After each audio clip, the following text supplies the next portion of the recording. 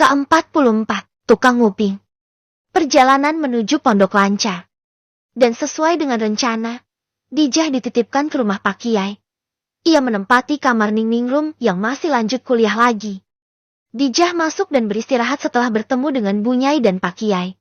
Tak ada percakapan berat setibanya mereka di rumah si pengasuh pondok. Mungkin karena Pak Kiai dan Bunyai itu sudah paham betapa berat apa yang dirasakan Dijah. Baik fisik dan mental. Jadi keduanya meminta Dijah beristirahat. Saat ini sudah jam 7 malam. Baby dan Hamad setelah tiba dan makan, lalu sholat. Sampai sholat Isya. Saat ia mau kembali ke asrama, Hamad menahan tangannya. Mas, rengek baby. Tinggal di sini aja malam ini ya? Pinta Hamad, wajahnya melas. Baby berpikir sejenak. Kalau dituruti, bisa jadi dia tidur di sini terus-terusan. Terus aku ke asramanya kapan? Besok. Ya. Sekarang nginep dulu. Pinta Hamad, ya berhubung keduanya sudah sholat Isya dan sudah makan malam juga. Biasanya keduanya tidur. Tapi, baru mau beres-beres mukena, pintu rumah Hamad diketuk. Hamad mengintip dari hordeng dan mendapati Hanan di sana. Pakai jilbab, Beb, ada Gus Hanan. Pintanya. Baby paham dan memakai jilbabnya dan pakaian luarannya. Ya secara kalau di rumah begini saja. Berduaan dengan Hamad saja. Ia memakai baju rumahan tipis, semacam dasarlah. Baby siap dan baru Hamad membuka pintunya. Assalamualaikum, Mad. Yang ngucap salam tapi main masuk aja. Dan duduk bersila. Kepalanya disandarkan ke dinding ruang tamu. Baby mengintip dari lorong kamar. Kok aneh? Konon katanya Mas Hamad, Gus Hanan kalau habis perjalanan jauh, dia akan menuntut tidur panjang. Bahkan pagi harinya bisa jadi dia agak telat kalau ngajar. Nah ini, penampakan Hanan di sini di luar kebiasaan, alias aneh bin ajaib. Kenapa? Kok tumbenan? Tanya Hamad ikutan duduk di samping sahabatnya. Kamu ini, kok bisa-bisanya main mengurung diri di kamar? Kok bisa main enak sendiri? Keluhnya. Ya maksudnya gimana Nan? Terus aku disuruh ngapain? Ya kita diskusi dulu kek. Ini urusan besar yang kita alami. Keluhnya lagi. Beb. Baby. Sini. Gak apa duduk sini. Tiba-tiba suaminya memanggil dan menepuk area di sampingnya. Baby duduk di samping Hamad dalam diam. Ausunya terangkat ke arah Gus Hanan yang wajahnya seperti orang yang banyak pikiran. Melirik ke Baby, Gus Hanan menedengus ke arah Baby. Lah kok aku yang diketusin? Rengeknya pelan dan hanya suaminya yang mendengar. Hamad menepuk paha Baby pelan. Aku itu bingung. Aku butuh ada pendamping kalau mau urus ini. Mat, kamu yang lebih aktif dong Mat. Pinta Hanan seperti merengek. Ya Fadhol Gus. Ana dipergunakan aja bagaimana baiknya. Kan step berikutnya kita belum tentukan. Ya maksudnya, yang harus dilakukan itu. Kita harus bicara sama Dijahnya. Bagaimana dia dengan suaminya? Apa saja yang terjadi? Detil. Lalu apa dia fix pasti dan yakin mau cerai? Nanti kita sudah ambil resiko begini. Dijah mau balik suaminya. Kan kita bisa dituntut akhirnya. Nyulik istri orang. Mungkin. Setelah tiba di pondok, di rumah orang tuanya Hanan baru sadar. Betapa besar resiko yang ia ambil. Dan betapa besar juga resiko ia membuat orang tuanya susah nanti. Karena urusan ini, aku sudah tanya ke Dijah mengenai itu.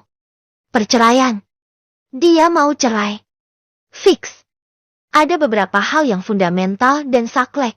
Dijah mau cerai karena itu. Jawab Baby. Yaitu, kita harus tahu. Dan, menjelaskan ini semua ke pengacara. Ini yang ngomong pengacaranya. Semua hasil visum dan surat kita sudah lapor ke kepolisian, aku fotokan dan kirim. Dia bilang akan datang ke sini bicara dengan Dijahnya langsung. Ya dia harus dengar apa yang terjadi. Liv. Masalahnya. Apa Dijah bisa menjelaskan itu semua? Dalam keadaan dia yang seperti ini. Kan Baby tadi bilang mentalnya Dijah itu tergoncang juga. Dan mesti ada yang dampingi kan? Plus. Ini di depan umum. Ya gak umum banget. Tapi pasti Buya dan ibuku dengar juga. Masalahnya mereka juga dilibatkan. Apa sanggup Dijah menceritakan hal itu semua? Plus ini kan urusan suami istri. Hal yang sensitif. Jelas Gus Hanan. Sepertinya dia memang sudah memikirkan semuanya dengan detil. Salut juga sama beliau ini. Dia berpikir ke depan, plus minus dan resikonya. Pantas saja. Wajahnya kok kayak orang berpikir keras. Apa nanti aku dampingi ya Gus? Tanya Baby memberi usul. Itu wajib Beb. Kalau bukan kamu. Ya siapa lagi? Aku yang dalam dilema. Aku harus tahu detailnya. Tapi kayaknya aku gak sanggup mendengarnya. Membayangkan dia baru nikah dan sudah dapat semua bekas luka itu. Ya Allah. Gak kebayang aku. Diapain aja dia sama si brengsek itu. Keluh Gus Hanan lagi. Ya gini aja. Kamu sama aku dengar di luar. Biar Buya dan Bungai. Sama Baby dan pengacaranya yang mendengar penuturan Dijah. Gimana? Usul Hamad. Lah. Terus aku gak tahu apa-apa gitu. Keluhnya lagi. Baby hanya bergumam. Lah. Kalau bener ini Gus Hanan. Dia gak mau dengar detail apa yang terjadi sama Dijah. Tapi dia mesti tahu juga. Kepriben kunaon si dia. Ya terus kamu maunya gimana Gus Hanan? Tanya Hamad berusaha sabar. Haf. Taulah. Keluh Hanan galau beneran. Gimana sih? Gumam Hamad lagi. Jadi intinya kamu ini bingung Nan. Kamu nyari temen kebingunganmu itu. Nah ini baru kesimpulan yang paling pas. Emang bener deh. Hamad paling cerdas kalau urusan sahabatnya. Ya terus aku gimana Mat? Ini santri yang aku kenal. Modelan kayak Baby. Kan aku kenal dia. Nah. Nauzubillahi min salik ini. Contoh aja. Aku kenal Baby.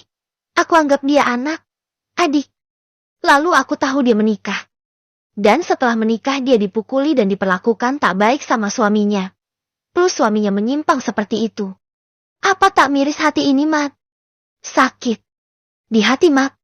Anak sudah dibesarkan. Dididik agamanya. Akhlaknya dijaga. Menikah dan disia-siakan sama suaminya. Apa gak melas?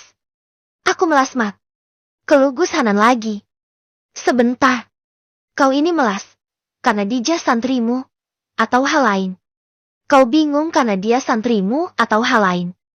Tanya Hamad dengan nada menyelidik. Kini Baby mendongak, melihat ekspresi suaminya.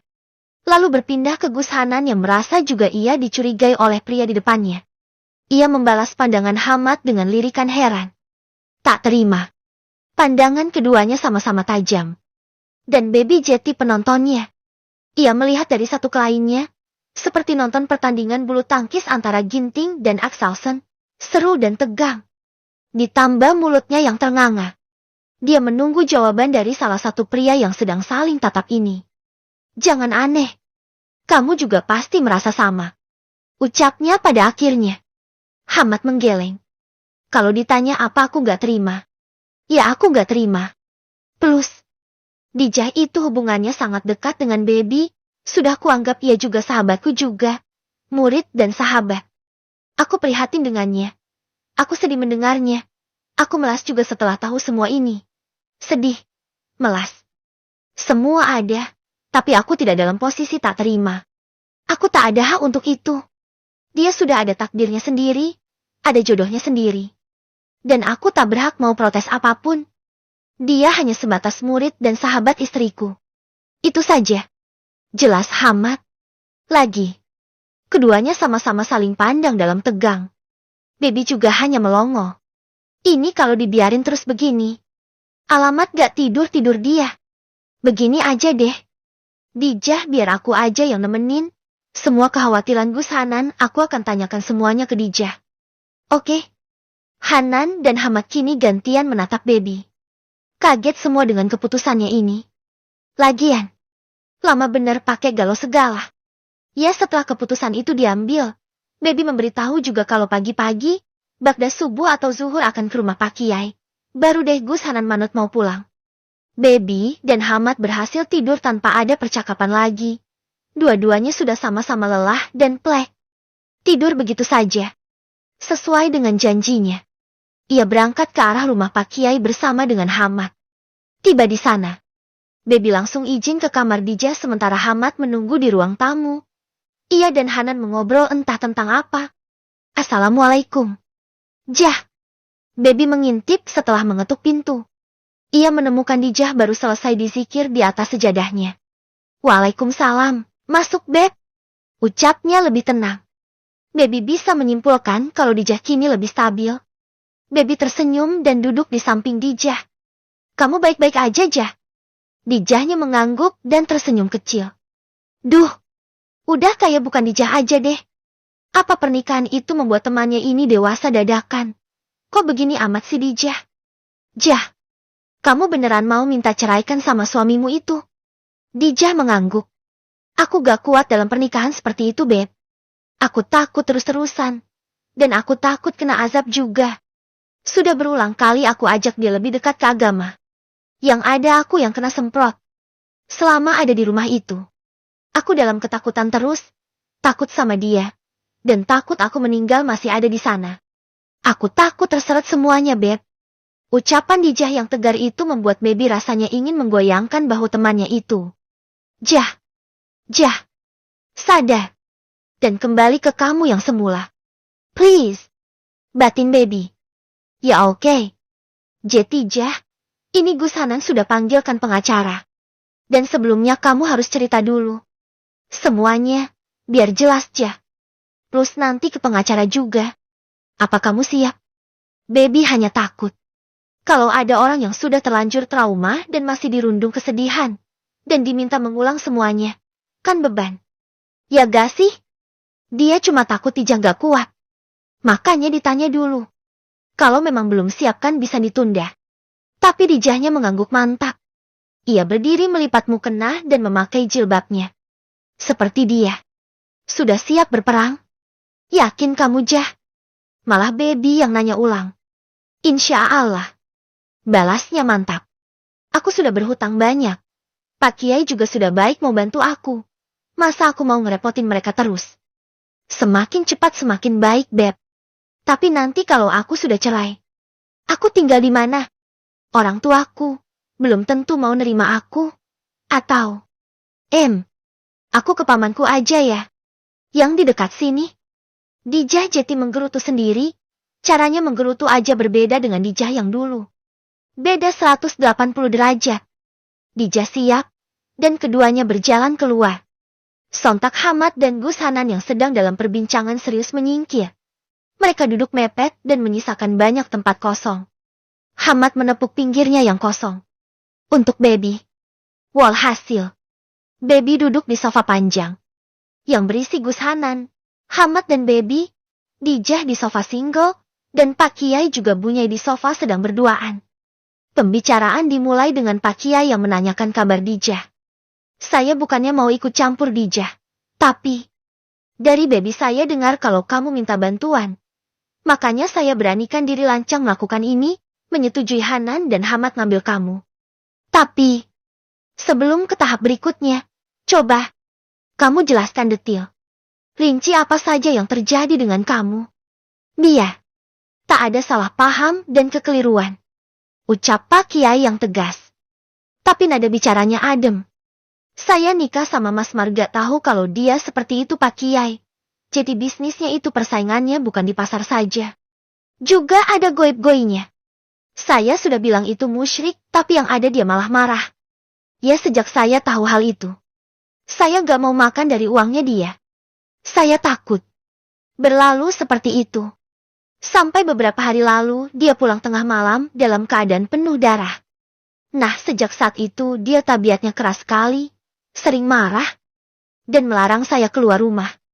Melarang saya bicara dengan siapapun. Dia bilang dia baru saja kalah dan hampir mati. Sepertinya dia kalah urusan perdukunannya itu, Pak Kiai. Kalian bisa kabur? Bagaimana caranya? Baby alasan mau beli rujak. Dibelokkan langsung kabur Pak Kiai. Jelas Dijah yang suaranya datar dan tegas. Ini benar-benar seperti bukan Dijah. Untuk beberapa saat Pak Kiai melirik ke Baby, ya Baby langsung menunduk. Dia jadi ngebatin, kan gak dosa ya? Bohong untuk kebaikan. Ini kan buat menyelamatkan sahabatnya yang suaminya gak beres. Dosa gak sih? Karena sungkan dan merasa diperhatikan terus, Baby meringis. Nyir-nyir kuda lebar tanpa suara. Malu sendiri. Yang terkekeh malah Bunyai. Bunyai memegang tangan suaminya. Wes, Buya, itu bebinya takut. Dikira dimarahin itu. Ucapnya lembut. Loh, haha, saya malah kaget kok. Kamu bisa seberani itu, Beb. Pemikiran cerdas. Berani. Dan hebat. Jempol buat Baby. Ya Pak Kiai, kayak saya anak kecil aja. Kayak bocil digituin. Balas Baby tersenyum malu. Emangnya bukan? Balas Gus Hanan sekarang meledek. Mendelik Baby melirik ketus ke Gus Hanan. Suka kate-kate orang ini. Lalu, bagaimana? Kamu mau bagaimana sekarang? Insya Allah saya bantu sebisa saya. Saya mau cerai Pak Kiai. Saya takut dengan semuanya yang ada di sana. Jawab bijak kini menunduk. Baik. Hanan sudah panggilkan pengacara. Dan siang ini insya Allah bisa ke sini. Lalu, saya mau tanya lagi. Kamu sudah lapor polisi? Dijah mengangguk. Melaporkan? Apa? Kekerasan dalam rumah tangga dan hasil visum di rumah sakit. Balas Dijah pelan. Visum? Kekerasan dalam rumah tangga? Saya diceritakan. Hasil visum kamu. Dijah, apa memang kamu sering dipukuli? Sampai badan kamu memar begitu? Ada bekas cekikan juga di lehermu. Itu karena dicekik beneran. Gini Pak Kiai. Saya juga heran. Sebelumnya, dia bukan orang yang keras dan ngamukan. Tapi baru beberapa minggu ini aja. Kalau dipukul, enggak. Dicekik juga enggak sih sebenarnya. Tapi setiap kali dia pegang saya, itu seperti mencengkram, kuat sekali dan sakit sekali, juga yang di leher. Dia hanya memegang saya dan mencengkram sedikit. Tapi sakit sekali seperti orang mau nyekik. Saya juga sempat kehabisan napas waktu itu. Untungnya dia berhenti duluan. Dijah menggulung tangannya. Di pergelangan tangannya seperti ada luka tusuk kecil-kecil. Ini Pak Kiai. Dia cuma gandeng saya. Tapi saya seperti ditusuk duri-duri. Ada yang masuk ke dalam daging saya. Seperti kuku, cakar, atau duri. Sampai berbekas seperti ini. Jelas Dijah. Ya mungkin ini karena dia pakai cincinan segala. Setelah ini, kamu jelaskan ke pengacaranya ya. Kalau memang mau lebih aman, bisa di kamar. Pengacaranya perempuan. Jadi kamu gak usah canggung. Nanti biar ditemani Baby aja ya. Dijah mengangguk. Bunyai nanti temani juga. Kita di kamar ningrum aja. Kamu gak apa pakai kamar itu untuk sementara. Sahut Bunyai. Kamu siap? Nanti bertemu pengacaranya. Dijah mengangguk. Pak Kiai dan Bunyai akhirnya keluar dari ruangan. Jah lapar gak? Bisik Baby. Dijahnya menunduk dan menjawab dengan bisikan juga. Enggak. Ya. Lapar dong Jah. Aku kan lapar. Keluh Baby pelan lagi. Ustadz Hamad sedang berkutik dengan ponselnya. Sementara pria yang satu lagi alisnya berkerut. Mendengarkan pembicaraan mereka. Menguping. Perutku gak enak makan Babe. Kayak mau muntah gitu. Sontak Baby menutup mulutnya. Jangan-jangan. Lalu ia mendekat lagi ke Dijah. Jah. Apa kamu dan dia berhubungan seperti suami istri Jah? Ya kali aja. Karena baru beberapa bulan gitu. Dan mereka belum hubungan. Kan mungkin aja. Dijah mengangguk pelan. Baby menunjukkan raut kecewanya. Ia takut. Ia takut mualnya Dijah ini karena dia hamil.